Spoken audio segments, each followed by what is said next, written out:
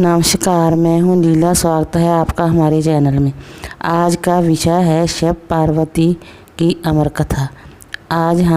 आज हम आपको शिव पार्वती की अमर कथा सुनाएंगे। अब शुरू करते हैं। एक बार की बात है, माँ पार्वती ने बड़ी उत्सुकता से बाबा श्री विश्वनाथ महादेव से यह प्रश्न किया कि ऐसा क्यों होता है कि आप अजर अमर हैं और मुझे हर जन्म के बाद नए स्वरूप में आकर फिर से वर्षों की कठोर तपस्या के बाद आपको प्राप्त करना होता है। जब मुझे आपको ही प्राप्त करना है तो फिर मेरी यह तपस्या क्यों, मेरी इतनी कठोर परीक्षा क्यों? और आपके कंठ में पड़ी जय निर्मल माला तथा आपके अमर होने का कारण व रहस्य क्या है?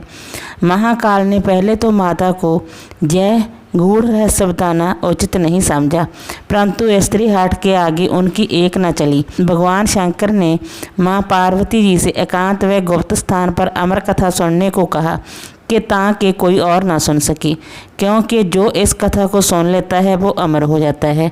इस कारण शिवजी माँ पार्वती को लेकर किसी गुप्त स्थान की ओर चल पड़े। सबसे पहले भगवान भोलेनाथ ने अपनी सवारी नंदी को पहलगाम पर छोड़ दिया। इसलिए बाबा अमरनाथ की यात्रा पहलगाम से शुरू करने का बोध होता है। आगे चलने पर चंद्रमा को चंदनवाड़ी में अलग कर दिया और गंगा जी को पंचतरणी में, उसके बाद कंठभूषण सर्पों को शेषनाग पर छोड़ दिया। इस प्रकार इस पड़ाव का नाम शेषनाग पड़ा। आगे की यात्रा में अगला पड़ाव गणेश टाप पड़ता है। इस स्थान पर बाबा ने अपने पुत्र गणेश को भी छोड़ दिया, जिसको महागुणा का पर्वत भी कहा जाता है। पिसु घाटी में पिसु नामक कीड़े को भी त्याग दिया। इस प्रकार महादेव जी ने अपने पीछे जीवनदायिनी पांचों तत्वों को भी अपने से अलग कर दिया। इसके साथ माता पार्वती संग एक गुप्त गुफा में प्रवेश कर गई। कथा कोई न सुने, इसलिए शिवजी ने चमत्कार से गुफा के चारों ओर आग प्रज्वलित कर दी। फिर अमर कथा माता पार्वती को सुनाना शुरू किया। कथा सुनते हुए देवी पार्वती को नींद आ गई। भगवान शिव कथा सुनाते रहे। इस समय दो सफेद कबूतर कथा सुन रहे थे और बीच बीच में गूं गूं की आवाज़ निकाल रहे थे। शिवजी को लग रहा था कि माँ पार्वती कथा सुन हंगारा पर रही है। इस तरह दोनों कबूतरों ने अमर होने की पूरी कथा सुन ली। कथा समाप्त होने पर शिव का ध्यान पार्वती की ओर गया। शिवजी ने सोचा कि पार्वती सो रही है तो कौन हामी भर रहा था। तब महादेव की दृष्टि कबूतरों पर पड़ी तो क्रोधित हो गए और उन्हें मारने के लिए तत्पर हो गए।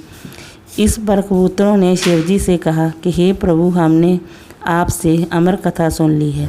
यदि आप हमें मार देंगे तो अमर होने की कथा झूठी हो जाएगी। इस पर शिवजी ने कबूतरों को जीवित छोड़ दिया और उन्हें आशीर्वाद दिया कि तुम सदैव इस स्थान पर शिव पार्वती के प्रतीक चिन्ह के रूप में निवास करेंगे। अत जय कबूतर का जोड़ा अजय अमर हो गया। माना जाता है कि आज भी इन कबूतरों का दर्शन भक्तों को प्राप्त होता है। इस तरह से जय गुफा अमर कथा की साक्षी हो गई। इसका नाम अमरनाथ गुफा पड़ा, जहाँ गुफा के अंदर भगवान शंकर बर्फ के निवृत्त शिवलिंग के रूप में विराजमान है। पवित्र गुफा में माँ पार्वती के अलावा गणेश के सभी अलग से बर्फ से प्रतिरूपों के भी दर्शन किए जा सकते हैं।